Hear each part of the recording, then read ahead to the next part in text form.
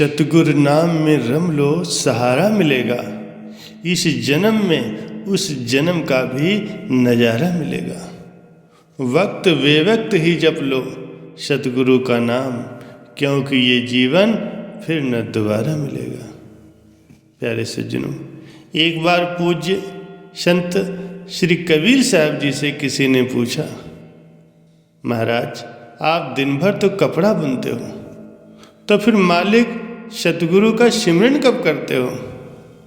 कबीर साहब जी उस व्यक्ति को लेकर अपनी झोपड़ी से बाहर आए और बोले, आप यहाँ खड़े रहो, आपके सवाल का जवाब मैं सीधे न देकर उसे थोड़ी देर में दिखाता हूँ।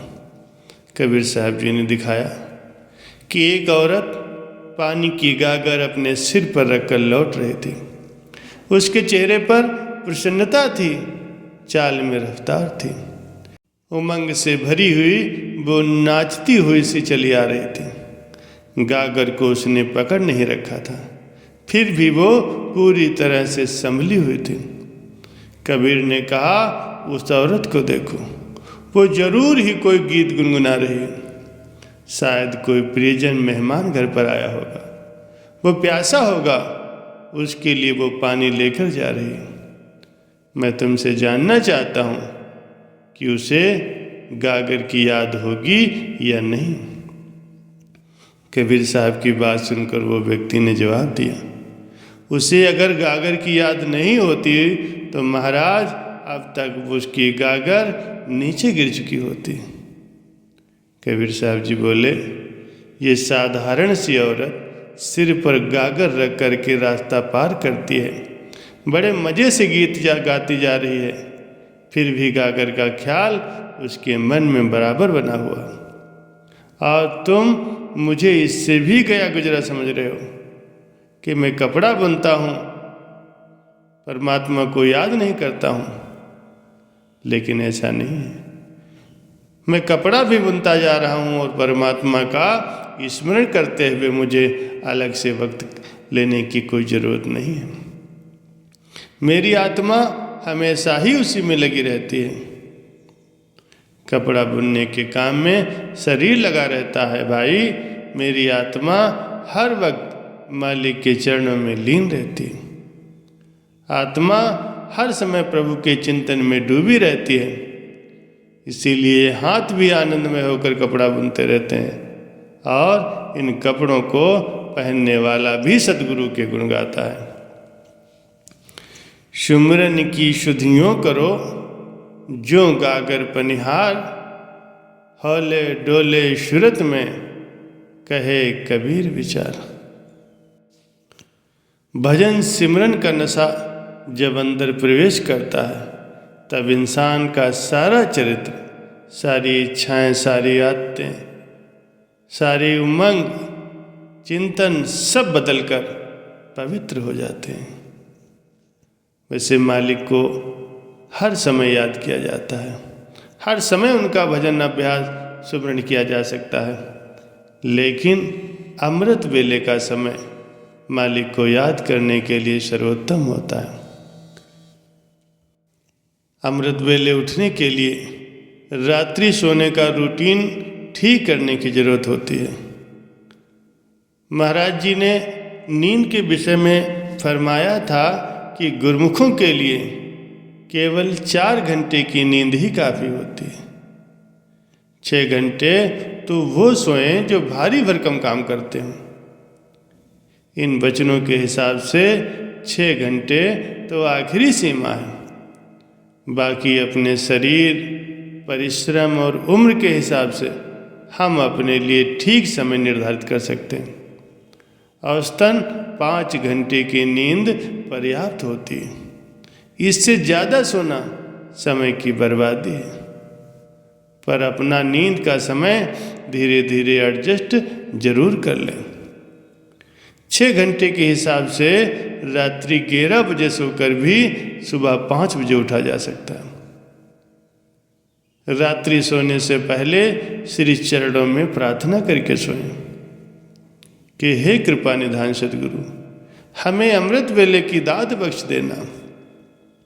ये प्रार्थना और 10-15 मिनट का सिमरन करके सोएं। नींद आने तक श्वासों में नाम चलता रहे। इससे एक बहुत बड़ा फायदा ये होता है कि हमारा सारी रात सिमरन चलता है। नींद में करवट लेने पर भी सिमरन का पता चलता है। यह अपने आप में एक महान उपलब्धि है, क्योंकि नींद मौत की तरह होती है। अगर नींद में सिमरन चल सकता है तो इस बात की अच्छी संभावना है कि आखिरी नींद अर्थात मौत के समय भी सिमरन चलता रहेगा। ये सब महाराज जी की अनंत कृपा है, उनकी दया से ही संभव होता है। नींद आने तक ध्यान भूमध्य यानी कि दोनों आंखों के बीच में लगाकर लेटे लेटे ही सिमरन करते रहें। इससे सिमरन हमारे अवचेतन में उतर जाता है। रात सोने से पहले 10-15 मिनट तक सिमरन का रूटीन जरूर बनाएं। प्यारे सज्जनों, श्री रामायण में वर्णन आया है कि एक ऋषि भगवान श्री राम जी से कोई वरदान मांगने के लिए कहते हैं, पर राम जी उनसे क्षमा मांगते हुए बोलते हैं कि हे ऋषिवर, इंसान को अपनी ही कमाई हुई दौलत का इस्तेमाल करना चाहिए, फिर चाहे वो दौलत सांसारिक हो या आध्यात्मिक। इंसान जब अपने गुरु के अलावा किसी और के आगे अपनी झोली फैलाता है तो उसको आगे चलकर अपनी कमाई हुई आध्यात्मिक दौलत से भी दात का दुगना वापस भी करना पड़ता है। संसार में सिर्फ एक गुरु ही ऐसे हैं जिनका दिया हुआ कभी वापस करने की नौबत नहीं आती।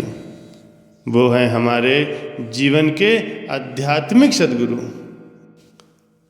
बाकी किसी का भी लिया उपकार खुद ब्याज समेत वापस करना पड़ता है, चाहे इस जन्म में या फिर दोबारा किसी और जन्म में।